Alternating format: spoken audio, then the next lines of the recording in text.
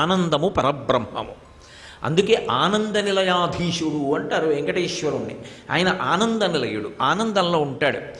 అందుకే ఆయన ఎప్పుడు ఆనంద స్వరూపమై ఉంటాడు పరమాత్మ.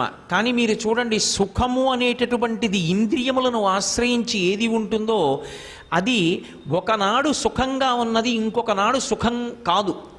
నేను ఆఫీసులో పనంతా పూర్తి చేసేసుకుని ఇంటికి వచ్చి స్నానం చేసి సంధ్యావందనం చేసేసి ఓ తేలిక పంచె కట్టుకుని కూర్చున్నాను అనుకోండి. ఇంట్లో నా మనవడు మనవరాలు ఆడుకుంటూ తాతగారండి తాతగారండి నన్ను ఎత్తుకోండి అంటే తాత ఆచి అంటే వాళ్ళని ఎత్తుకుని అలా కాసేపు వీధిలో తిప్పడం సంతోషంగా ఉంటుంది.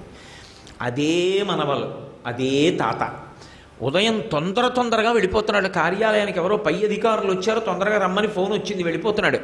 తాత ఆచి అని వీళ్ళు వచ్చి పట్టుకున్నారు. ఇప్పుడు ఏమంటాడు? ఇప్పుడు సంతోషంగా ఉంటుందా? అమ్మ వీడిని తీయవే, గబగబా వెళ్ళాలి, నేను వీడు అడ్డొచ్చేస్తున్నాడు, తీస్తే ఏడుస్తాడు అంటాడు, విసుక్కుంటాడు. ఏ నిన్న రాత్రి మనవడు ఆచి అంటే సంతోషమా, ఇవాళ పొద్దున్న ఆచి అంటే నీకు దుఃఖమా? అంటే ఒక కాలమునందు సంతోషము ఇంకొక కాలమునందు సంతోషం కాదు. ఒక దేశమునందు సంతోషము ఇంకొక దేశమునందు సంతోషం కాదు. నా ఇంట్లో ఉన్నాను, నా మనవడు దేని దగ్గరికి వెళ్ళి టపా కొట్టినా నేను సంతోషంగా చూస్తాను. ఇంకోళ్ళ ఇంటికి వెళ్ళాను, వెడితే వాళ్ళ ఇంటి దగ్గరికి వెళ్ళి వాళ్ళ గోట్లో వాళ్ళ గాజు అద్దాల బీరువా వెనకాల ఉన్న బొమ్మల వంక చూసి వీడు అద్దాల వంక కొట్టేస్తుంటే బాబు అలా కొట్టకని వాళ్ళు 10 మాటలు తీసినా వీడు వెళ్ళిపోతుంటే నాకు చికాగ్గా ఉంటుంది. కాసేపు వీడి దూరంగా తీసుకెళ్ళండి, ఏదో మాట్లాడడానికి వచ్చాను, అసహ్యంగా ఉంటుంది కూడా, ఏమనుకుంటారు ఆయన అంటాను. ఒక దేశమునందు కలిగినటువంటి సంతోషం ఇంకొక దేశమునందు కలగదు వస్తువు చేత. వస్తువు అదే, కానీ సంతోషము మాత్రం మారుతుంది. ఇప్పటి సంతోషం వేరొకప్పుడు దుఃఖం. ఆనందము అలా కాదు. మీరు ఎక్కడ ఉండండి, దేశముతో కాలముతో సంబంధము లేదు. ఆనందమునకు పరిమితి లేదు, ఎప్పుడూ అది ధార. అది దాన్ని ఆశ్రయించి ఉన్నవాడు ఎప్పుడూ కూడా ఆ తరంగములలో శివానంద లహరి అంటారు శంకరాచార్యుల వారు. ప్రవాహంలో కొట్టుకుపోతున్నవాడు ప్రాణాలు పోతాయని ఏడుస్తాడు, ఊపిరి అందదని. శివానంద లహరిలో కొట్టుకుపోతున్నవాడు సంతోషంతో తేలిపోతుంటాడు, అబ్బా అని.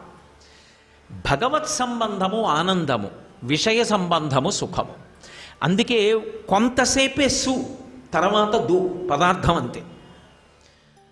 చక్కెర పొంగల్ నాకు చాలా ఇష్టం అండి అన్నాను అనుకోండి, మీరు నన్ను మీ ఇంటికి పిలిచి ఓ 5 షేర్లు చక్కెర పొంగల్ ఉండి ఓ పళ్ళెంతో పెట్టారనుకోండి, నాకు తినండి అని. ఏదో మొదట పెట్టింది తింటాను, రెండో మాట కాదు తింటాను, మూడో మాట మళ్ళీ వేస్తే మతుందా లేదా, చక్కెర పొంగల్ ఇష్టం అంటే అలాగా పెట్టడం అని విసుక్కుంటాను.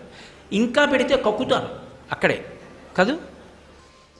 ఇప్పుడు మరి ఇష్టమైన చక్కెర పొంగల్ 3 పళ్ళాల తర్వాత కక్కొచ్చేలా ఎందుకైంది? మీ పుణ్యం పుచ్చిపోను, ఇంకా నా జీవితంలో చక్కెర పొంగల్ మీద వ్యామోహం పోయిందంటాడు. ఎందుకు అయిపోయింది అలాగా? అంటే పదార్థం అదే, నీ మనస్సు అదే, కానీ అది ఆనందము కాదు, సుఖము. అందుకే దానికి పరిమితి ఉంటుంది. అది అన్ని వేళలా ఒకలా ఉండదు.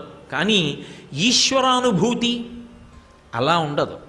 అది ఎంత అనుభవించండి మీకు క్షేమకారకం, ఎంత అనుభవించండి అది ముఖం మొత్తడం అన్న మాట దాంట్లో ఉండదు.